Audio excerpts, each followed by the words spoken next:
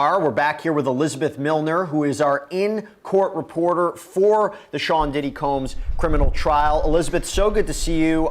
So you were in court today, week 2, continuation of Dawn Richard's testimony. She left the stand, Kerry Morgan on the stand. Before we get to the substance of what they had to say, what is the vibe like in court today? How does Sean Combs appear? Who's there? Paint the picture for us, because unfortunately, as we know, there are no cameras. There are no audio recordings allowed in that courtroom. What did you see and what did you hear? Yeah, well, the tone as far as this morning goes, a lot of people are kind of anticipating what would the rest of Dawn Richard's testimony look like, and especially more so, how would the cross-examination and how would Diddy's defense attorneys kind of be able to pull apart essentially her credibility. As far as just everyone inside the courtroom today, it doesn't look like there was that big kind of present for the defendant side that we've seen last week, especially when we came to day 1 and even day 2 of testimony, in that we didn't see any of Diddy's children inside that courtroom, which I think is a little big and a little not big at the same time. We saw images over this weekend that the twins were in during prom season. They were in their prom dresses and that sort. Not 100% sure where the sons are in this kind of picture, as far as are they on the West Coast again, because the twins are about to graduate. So it's unclear why the family presence wasn't so big as it has been for day 1 and day 2. As far as Diddy himself, though, it seems like that didn't necessarily faze him that much. I assume that he, looks forward to seeing his family inside that courtroom, but maybe understanding that they had other obligations. He didn't seem too bothered by that or anything like that. So as far as him being inside that courtroom, it was still the same old Diddy that we've seen, kind of in the same old outfit that we've seen him in as well, too. He was wearing a tan sweater. He had a white undershirt. He had khakis on. When he comes into the courtroom, he hugs his attorneys. He chats with them, all those types of things. And so a lot of people were just anticipating what would it look like once Dawn Richard got back on the stand. And let me tell you something, Jesse, when I saw her on the stand today, and even on Friday as well, too, she appeared like she just didn't want to be there. You could tell that she was very uncomfortable, especially talking about her recollection of her time that she had worked with Diddy, her time after working with Diddy, especially during the cross-examination part. I thought that maybe she would get a little emotional because she just appeared maybe a little nervous, maybe a little intimidated, not necessarily sure, but she was very soft-spoken while she was on that stand today answering some of the questions. A lot of those questions obviously had to do with the egg frying incident. It had to do with why Dawn Richard even continued working with Diddy even afterwards, or even wanting to work with Diddy afterwards. And so a lot of the anticipation, or just the overall tone inside that courtroom, especially when it came to that cross-examination, it was kind of, it was a little rough to watch. It was a little like a lot of people, especially us in the gallery, in the press, were just kind of like, wow, this is a little brutal. And they kind of hit the points that they wanted to hit while them being defense attorneys. And so I think that the prosecution really kind of had to tighten everything up as far as, trying to get maybe back in the jury's good graces after kind of seeing that cross-examination go and all those holes that were poked into her testimony. And so that was just the overall essence and tone of today's, especially this morning before Kerry Morgan got on the witness stand. To go by, because I know it's so loud. So this, Elizabeth, how is the jury responding to Dawn Richard's testimony, and what were some of the highlights? I mentioned it briefly before you came on air, kind of summarized some of the points, but what were some of the points that came out today from her testimony, both on direct and cross-examination, and how was the jury responding to her testimony? Because let's not forget, she is a corroborating witness for Cassandra Ventura Fine. She helped to articulate some of the finer elements of racketeering. What were some of the highlights from her testimony, both on direct and cross, and how was the jury responding? Well, absolutely. As whoever gets paid to do these courtroom sketches, like how much of it, right? Like you can have an AI describe the scene and it look way better than what these people get paid to do. It's absolutely insane. Nevertheless, if you guys are not aware, Dawn Richard was one of the members in Danity Kane, was around Diddy a lot. So because of her closeness to Diddy, as well as her relationship with Cassie, her testimony would be seen as very valid. Let's continue. As far as being under direct, it was really just kind of ironing out the details as far as what happened with this whole egg skillet incident. That being the incident that happened in 2009, according to Dawn Richard, where essentially Cassie was cooking Diddy breakfast. Diddy comes downstairs, gets upset about either the way that the breakfast was made or why it wasn't being made fast enough, and essentially just an assault happened in the aftermath of that, something that Dawn Richard has even pointed out in her civil lawsuit, something that definitely the defense was definitely she's got a talking civil about lawsuit today. So a lot of it had to do just with under direct examination still while they were finishing that up, just what was Cassie's demeanor when this was going on. They were also asked, or they being Dawn Richard was also asked, Cassie had a pretty quiet demeanor, and that Diddy wasn't necessarily having that when it comes to what kind of promoted this type of violence or what prompted this type of violence, as far as why Diddy would essentially physically assault her. And Dawn would say Cassie would just be speaking up for herself, or it would be something random that happened. Then there were moments where they had talked about who witnessed these physical assaults, and Dawn Richard pointed out names such as Harve Pierre, who used to be the president of Bad Boy, Mia, who we expect to be testifying as well too. She had worked for Diddy. Capricorn Clark had worked for Diddy as well too, and then she named other names like D-Rock and Bonds, who both worked security for Diddy. So I can kind of see where the prosecution was kind of painting that or amping that up as far as how the staff is involved in all of that sort. As far as 2010, just the following year, she says she witnessed another incident where they were all at a festival together up in Central Park. They were about to bring out Diddy's Dirty Money group, and that right before this had happened, or actually, excuse me, I'm looking at the wrong incident. Sorry about that. But there was another incident in 2010 where they were having a dinner with a bunch of celebrities, and that Cassie and Diddy were kind of arguing a little bit secretly there, and Diddy punched her in the stomach, according to Dawn Richard. There, she said that at that dinner, they had people like Harve Pierre, again, former president of Bad Boy, D-Rock, security, Kalina Harper, who used to work with Diddy's Dirty Money, Mia, who also worked with Diddy, and Bonds were all there during this dinner. And so then we kind of saw an exhibit photo of what Harve Pierre looked like.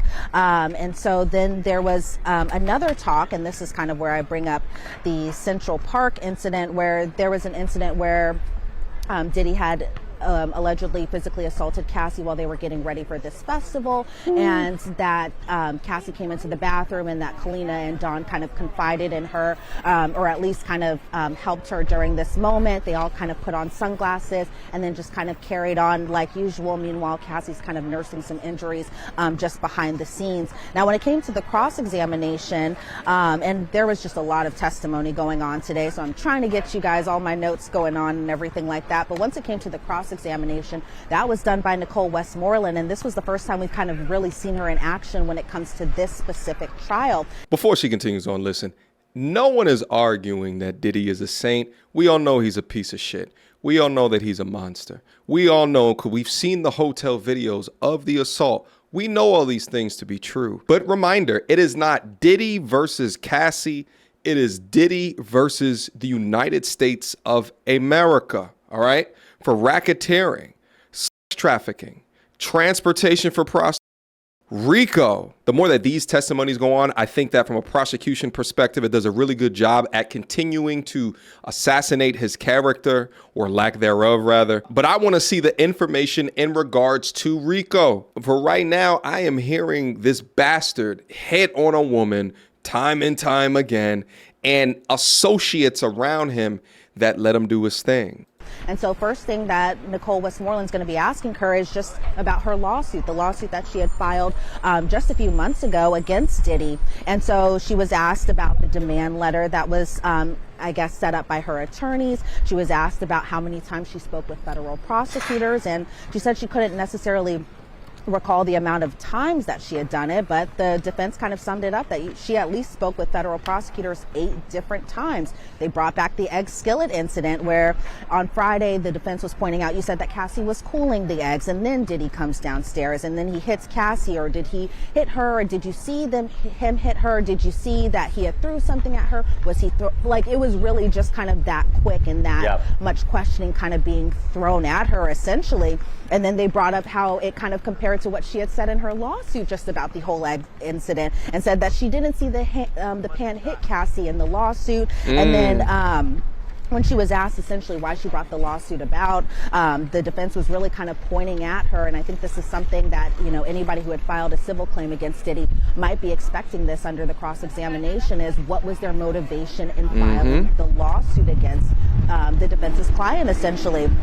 And so while Dawn at times was trying to say that she wanted justice and that she wanted to do the right thing, essentially, that the defense also pointed out, well, you did want compensation as well, too. And Dawn had to kind of own up and admit that she did want compensation for the time that she had worked on as an employee. Then the defense was asking her about her most recent communications with Diddy, as going back as early or as soon as like 2020, 2021, where essentially, Dawn was reaching out to Diddy himself, was trying to get in touch with people about this kind of whole making the band. I believe it's a reboot that they were trying to do where Diddy wasn't necessarily going to be a judge, but instead Dawn wanted to use that opportunity to work with somebody else named Lori Ann Gibson. So they want to continue on working with them until all the doors get shut off. And now when the lawsuits come out, they want to join on the lawsuit with them. So if it's not keeping their mouth shut and being complacent to the abuse that's happening, to the wrongdoing that's happening,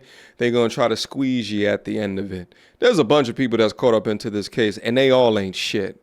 And so the defense was really kind of hammering her just about the facts that she had talked about with federal prosecutors as far as the different meetings that she had had in 2024, on March 18th of this year, on April 17th of this year. Again, just pointing out specifics in regards to this egg incident, but also at the same time going into specifics about whether or not she felt threatened to working with Diddy, and if she felt threatened, if she why felt do you keep contacting why her? did she continue reaching out to Diddy as late as 2020 or 2021? As we ended direct examination on Friday, they were really kind of hitting on the point that after Dawn Richard and even her bandmate at the time, Kalina Harper, allegedly witnessed this physical assault with the whole egg skillet thing, because that's kind of how they were summing up this particular incident, was the egg skillet incident.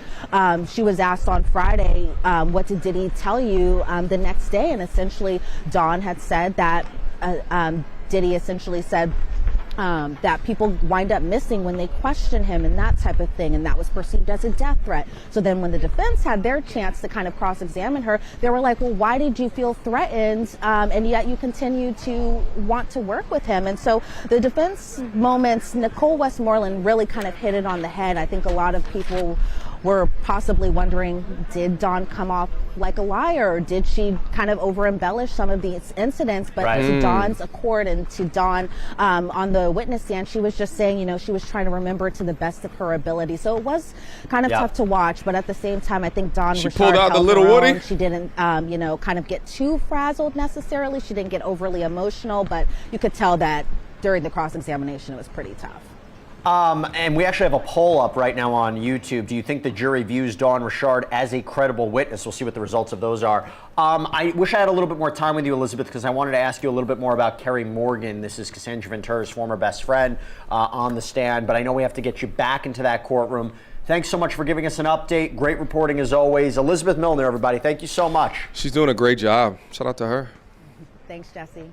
Now, I'm back here with Afi Patterson. Afi, you want to hear something really interesting as we talk about the questions from YouTubers, and we have polls up? So we had a poll that said, has this trial changed your view of Sean Diddy Combs? Ready for this? 56% say yes, 43% say no.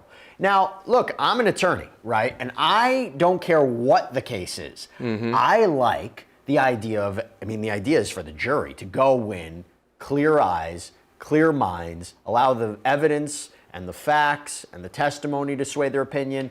To see that change, 56% of, not the jury, but the people watching this, their view has changed. That's interesting. What do you take away from that? Well, what was it from the beginning? I think it's pretty low. I think it should be higher toward the negative side, because I think for a long time he's kept his reputation pretty good, pretty much intact. He's a music mogul. He is a self-made businessman. So I would have expected it to be a little bit higher in the negative. Can I also talk about just this case in general? I think that there's a money issue here. And like we were talking about, Don. I don't think that she's understanding the question. He said, did it change your perception of Diddy? Not, do you now think great of Diddy or do you think less of Diddy? But do you change your perception? Now, here's the thing. I don't think necessarily people have changed their thoughts in regards to Diddy so much as they're changing their thoughts to everyone that was around Diddy and their true intentions of being around Diddy. You're witnessing somebody. I don't want nobody around me. No dudes around me that are abusing women. I don't get from around me. I want nothing to do with you. I ain't got nothing for you. We can't have no conversations. Nothing. Not a damn thing. So to think that there was these bodyguards, producers, CEOs of record companies, all of these people, artists that were watching all of this happen and not a near peep out of any of them, and then to come back later and find out that, oh, they were hitting him up in order to get deal this and money that and contract this.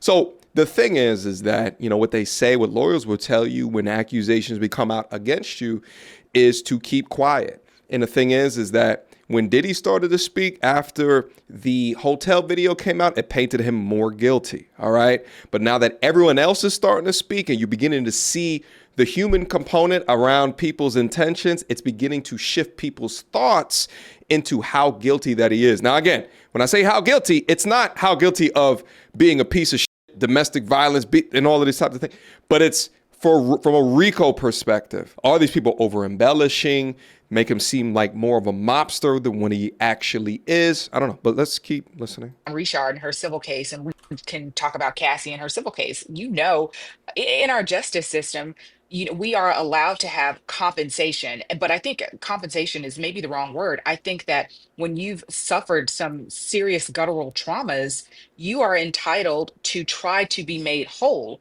and financial Okay, compensation, if you will. That helps to make you whole. It doesn't resolve everything, but you're sure. entitled to that. That's what our legal system allows. Well, look, the defense is going to jump on that, right? The defense She is going to seems jump on the biased. $20 million settlement or purported $20 million settlement with Sean Combs, the Okay. $10 million settlement or expected With the $10 hotel? million settlement that she's going to get with the LA Intercontinental Hotel. Yep. The idea is you only went after this, you brought up these allegations for monetary purposes. I don't know if it makes entire sense. Why do I say that? Cover trials all the time where somebody testifies and they're in the middle of active litigation against somebody, and the argument is, well, you would benefit if there was a guilty verdict here, wouldn't you not? Well, she filed her lawsuit, settled with Sean Combs, and then cooperated with the government. I don't quite know what the incentive would be there, right? You know you're going to have to testify. She could have played the fifth, right? But make your allegations public. Yep. Have to, I mean, if you look at people online, there's a lot of people who are questioning her credibility, her authenticity. Yeah. I don't know if the defense did a significant job or not of saying that the financial motivation was a reason for her to come forward, striking at her credibility. I don't know if I saw that. No, but they did a fantastic job in pointing out her credibility as it refers to how complicit that she might have been, at least initially, in all of the things that have happened to her, right? Hundreds of freak offs. We're talking hundreds, not 20s, 40s, or 60s, but hundreds. So I'm thinking 300, 400, 500 different freak offs that she's participated in. She was dating Kid Cudi while still participating in freak offs. She was on the phone with her now husband, who, by the way, women look at the husband as if he's a strong man, whereas men are looking at the husband as if he's the weakest, most pathetic man on this planet. But she was FaceTiming the husband while mid-action, mid-S activity with Puffy. It begins to paint a picture that she's much more of a freak and an active participator in that lifestyle than what we were made to believe. Let's proceed. What do you take away from it, Afi? No, I agree. I'm merely focusing on Don Richard's apart, Yeah. and they're questioning her, why are you What? coming forward? But I She think can't even say just her with name right. respect to how people feel about him, Diddy, and how they view him, I think a lot of Oh my people gosh. are turned Who's off this by Cro-Magnum the lady? money aspect. But if the problem Yo, is, these if you artists, focus on fire them. the civil suit first, you have people questioning, well, why didn't you go the criminal route? Now that she's going the criminal route, Yeah. people are saying, well, oh, okay. Now they pick apart issues like, why did you stay? You should have left early. So it's like you really can't win in situations like this. I think in intimate partner domestic violence situations. Well, Yeah, she's the biased way as I hell. think Get the her out of here. prosecution tried to correct that, I don't know if you know that's the right Mm, terminology, is they said, she was in the middle of this, very hard for her to get out, maybe didn't even recognize she was a victim or what was going on, again, taking the allegations mm, as true. And it wasn't until later on that she went through therapy potentially for mm, PTSD, where she recognizes to recall traumatic episodes and recognizing what happened to her, and then files the lawsuit. Now, the defense could say, this therapy, is it actually recalling real memories of what happened, or is it tainting it? Is it tainting your recollection of what happened? Is it a little bit of a dubious science? And I'm sure that's going to come back and forth a little bit, but it is a question. You were part of this relationship for quite some time, helped to set up these alleged freak-offs. The text mhm. messages would say you encourage them.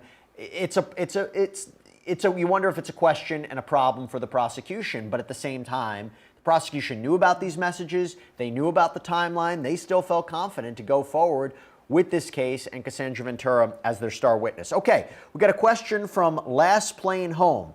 Can Diddy still take a plea deal? It sounds like they were all under the influence, which impairs a sane mind. Afi. Yeah, is the deal still on the table at this point? Yeah, I mean, well, put it I this think you way. can always take You, one. you could always take one, right? Right, right. You can always take one, but is it still on the table? It depends on how confident the prosecution feels about their case. And I think, again, what this is set to be an 8-week trial. So I think that you're going to have a lot of people. And Jesse, you tell me, I believe there's supposed to be at least two more alleged victims coming through, Well, but this is supposed to be an 8-week trial. there were supposed to be four. One of them can't be found, which is a problem. But look, it's also Mhm. different, right? If it was before the trial started, before opening statements, before Cassandra Ventura had to take the stand, your prosecutor would say, listen, we want to avoid this. We want to avoid the jury after seeing this. We want to Mhm. avoid putting on alleged victims who have to recount what happened to them. Okay, we might be interested in you accepting a deal. Now, after she takes the stand? It's Now, different. after Dawn Richard takes the stand? I don't know. Yes, but just also, you were talking about the PTSD therapy that Cassie got. I thought that her testimony showed that, yeah, she was a willing participant very early on. I don't think it was super, super helpful for the prosecution, but also to your point, I think you mentioned the fact that it was brought up that she may not know that she was a victim. But for me, the line of delineation is, when did it become coercion? Clearly coercion. And that is when she wanted to leave and he threatened her with the videos. I would love to see more of a timeline come out, because I'm not They're gonna have seeing to prove just a that. clear timeline. And I think, yeah, go ahead. Oh, no. I was going to say, Oh, okay. I think Yeah. this all comes down to closing arguments. There's a lot here. Mm, There is a lot yeah. here. And I think the prosecution and the defense needs to crystallize it, like you said, with a Mhm. timeline, matching it up to the elements. I'm a lawyer, and let Yeah. me tell you, explaining this to people, what racketeering is, sex trafficking, how all these Mhm. allegations match up to the elements, it's complicated. It's complex. Yeah, it is. So, got another question for you. Got a lot of questions coming in right now. Again, we're waiting to go back into the courtroom. As soon as that begins once again, we will give you real-time updates. Okay, question from Poetic O. Can Diddy use a mental health defense if he claims to be a sociopath or narcissist? I don't know if narcissism is a defense to these RICO charges. I don't know if Neither is you being a sociopath is a proper sociopath or defense. There no. are different types of mental health, mental defect defenses that you can use, and I don't think these are either one of them. And also the prosecution was talking about, excuse me, the defense. I think they were trying to hint at the fact that Diddy was under some type of force of drug abuse or a state It don't of matter. drug-induced violence whenever he would beat her. It doesn't matter. That was a dumb question from that guy. That's like saying, hey, listen, I know I hit all those people while I was driving drunk, but I was drinking. So I was under some alcohol psychosis and I didn't know what I was doing. They're not going to accept that. They damn sure if they're not going to accept that, they're not going to accept a narcissist or someone saying that they have psychological, right? The only way is that if he pleads insanity, but he's obviously not insane. I think that's a poor argument because she was beaten for what, 9 or 10 years. Furthermore, how do you build $1 billion enterprise if you're consistently Good point. intoxicated? Or if you are, you're very high functioning. So I don't think that that's the best argument. Guys, leave me down in the comment box down below. What is it that you think about this? This is Diddy Day 5. Leave me what you guys think. Also, I want to put that question up to my audience as well. Based off of what you have heard so far, are your thoughts feeling or changing in regards to Diddy? Have they changed in regards to Cassie or just his degree and level of guiltiness at this particular junction? And lastly, what do you guys think about the people that were around Diddy that allowed this behavior to continue, right? There's been talk that Usher was there and he knew everything that was going on, right? Of course, Don Rashad, the security guards. What do you guys think about that as well? I want to toss that question over to you guys, all right? I think over the next several days, there's going to be a lot of famous names that we're going to hear come up and talked about. I think this is going to be an interesting one. Let me know if you guys want me to continue to follow the updates. Until next time, YouTube, peace. She belongs to the street. Girl, don't hold my hand. You a mattress actress on the OnlyFans. Get your money, girl, but damn, how is that your only plan? What you gonna do when you get too old to strip and dance? Get up out your echo chamber screaming period and yes. You a low down dirty woman if you try to get knocked up by a high value man.